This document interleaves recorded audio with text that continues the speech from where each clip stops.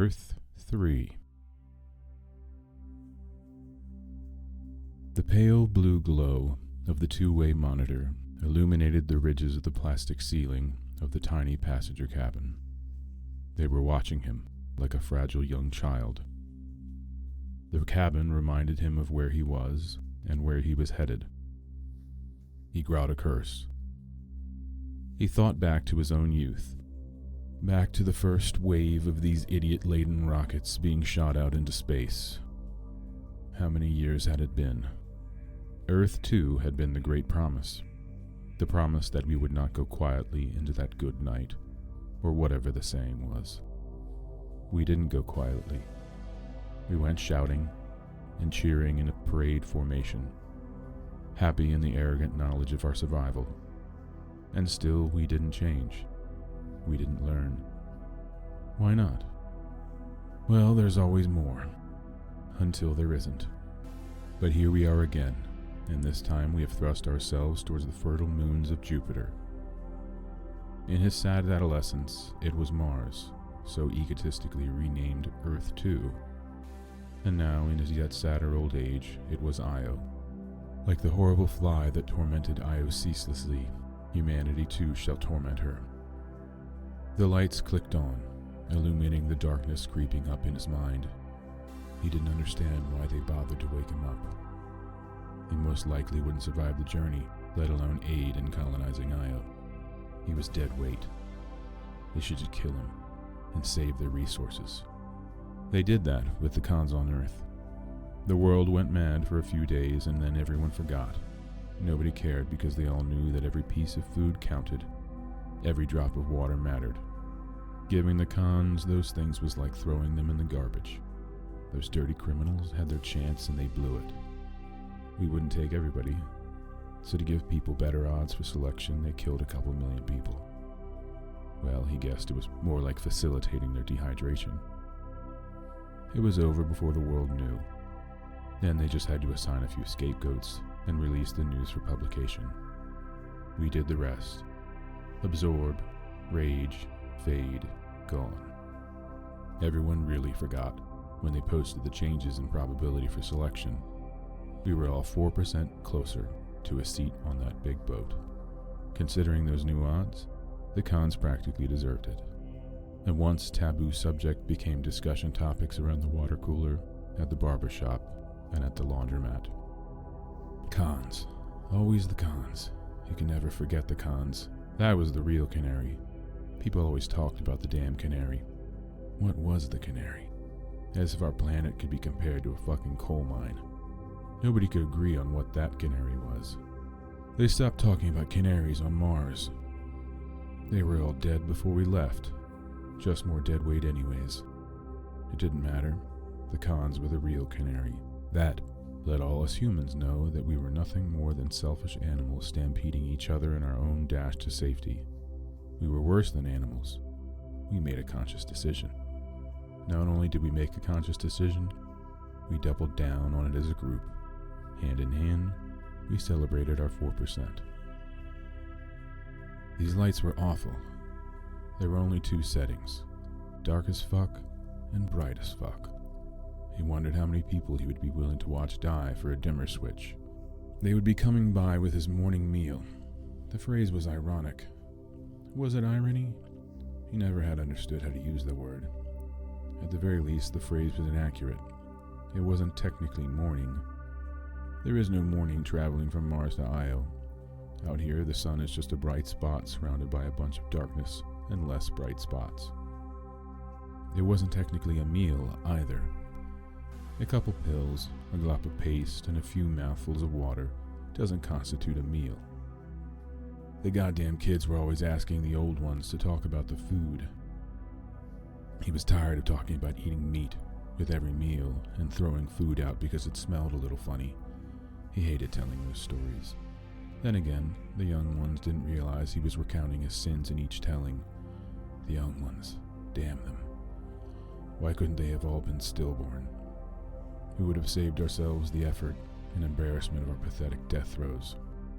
The door buzzed. In floated one of his cheery nursemaids. Come to wipe my ass? Good morning to you too, dear. He hated when they called him dear, or honey, or sweetheart, or any of the other demeaning platitudes of the caring profession. Morning, what would you know? Let me guess, you've never even seen a sunrise. Of course I've seen the sun, silly. I see it every day. Day. He spat the words at her. You know, if you're going to make a life on Io, you really should consider changing using planet-centric language. Some people might consider it offensive, and we don't want to do that now, do we? I'm old as dirt. What else can I be? Offensive is my second language. He tried to swallow the mush that she had brought. It tasted like boiled cardboard. And what is this about making a life? I've already made one and ruined it. There's nothing for me on Io. Of course there is. You're a guest of honor. You'll have all the finest things. Things? What things? There are no things there. Oh, don't be such a grump. Our analysis shows that Io is rich in natural resources. There are more resources on Io than Mars too. Io is the future. You read that on a bumper sticker, didn't you? She tilted her head and gave him a quizzical look. Oh, never mind. His mind wandered as he squeezed his gray mush into his mouth. At least he didn't have to chew. At what point do you stop believing? Is it when we burn through a new world in half a lifetime? 25% of a lifetime? 10%? 4%? He couldn't blame the young, though. It was his generation. We dropped the ball. We were first to know there was a problem, and we didn't do enough. Save the planet was a boring catchphrase. Our prophecy of doom was in our half-hearted attempts. It was in a $1 donation. It was in buying oranges in the winter in Australia. It was recycling stuff, but not if you had to wash it out first. He cringed at the thought of cold winter mornings and styrofoam cups of orange juice, and empty cardboard juice cartons crammed in cold winter morning landfills. He shook himself free from his vision. His feet were cold. They were always cold. His body should have given up on his feet years ago. Just like him, they were dead weight. What good are feet in a place like this? There's no room to move around, let alone walk or run. And what good are feet on Io? Push off too hard and you might find yourself tumbling head over heels and landing hard on old brittle bones. The elderly were never good space explorers. He was a token, a reminder of better days. He was an antique pull-string doll that could be called into commission whenever the young might want to hear old sounds of humanity's birthplace. He supposed it was comforting for them to hear him speak. The sounds were soothing, just like the old astronauts who listened to the sounds of the winds and crickets chirruping on warm summer evenings as they drifted through the cold death of space. But this was different. Those astronauts had a world to return to, one that was still alive and vibrant. These new astronauts were nothing better than maddened sailors drifting from one lifeless and derelict island to the next, forever cursed to wander barren shores.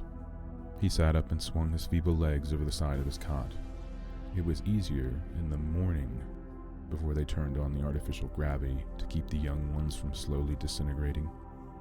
If that wasn't evidence that mankind didn't belong far from its home, then he didn't know what was. Around the time Earth started to spit us out like a bitter pill, our space agencies figured out that our bodies and even our DNA broke down during long space deployments. God tugged on our molecular makeup, slowly unwinding us until we became goo. How's that for parenting?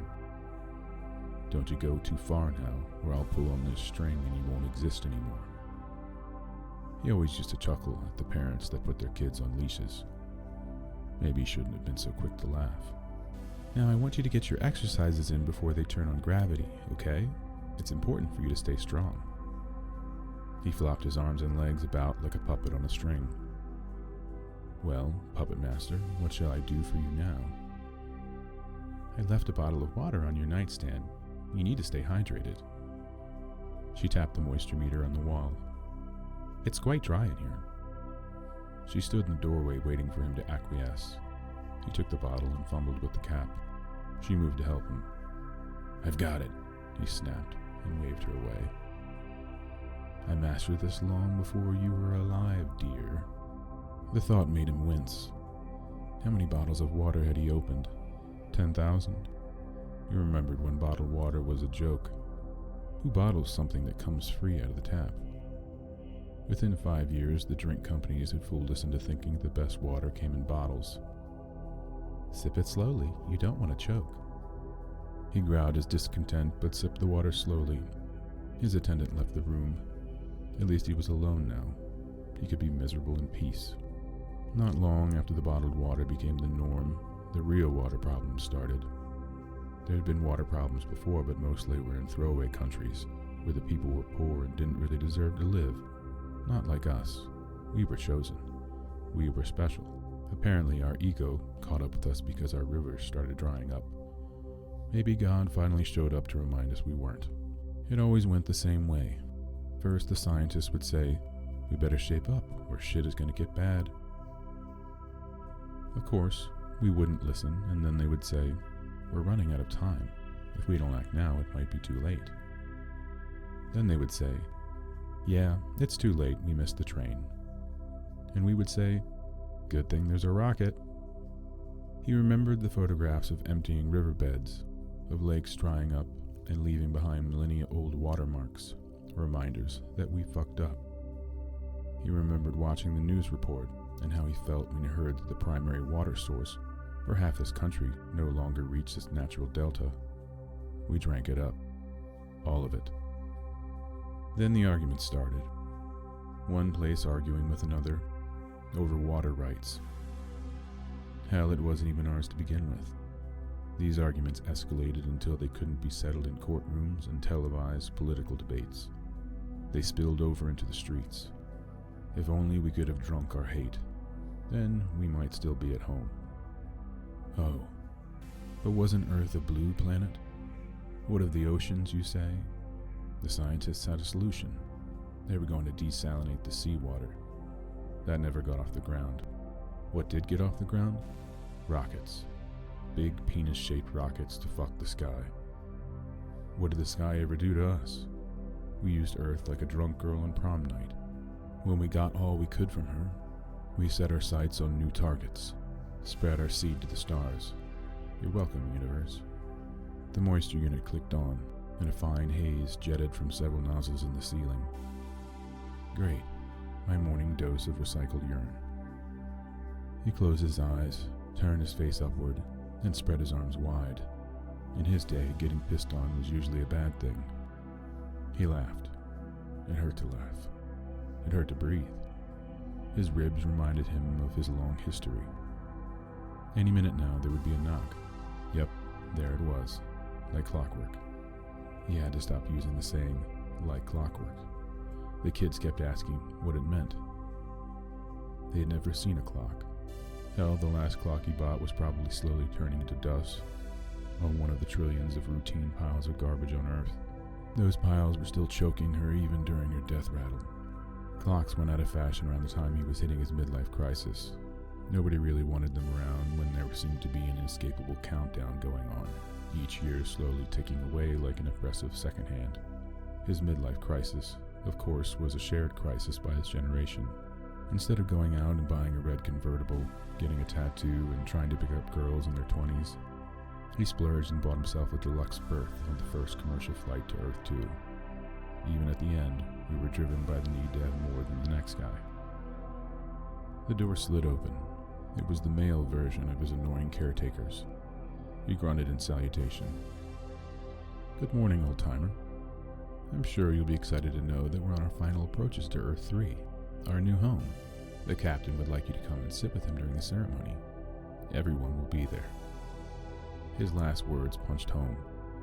Everyone will be there. All of us. All the humans. There were so few left.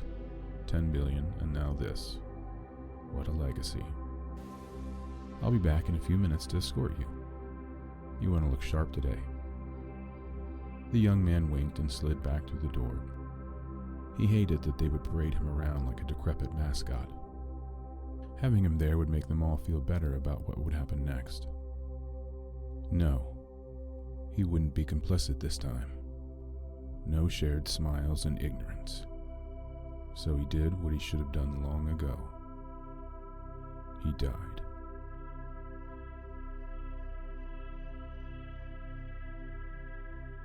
Thank you for listening. That was Earth 3. My name is Jared. If you enjoyed this story, please like, share, and subscribe.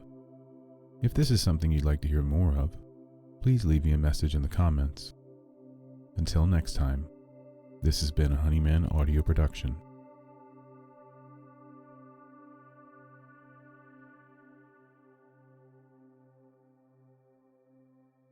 Joker and Honeyman.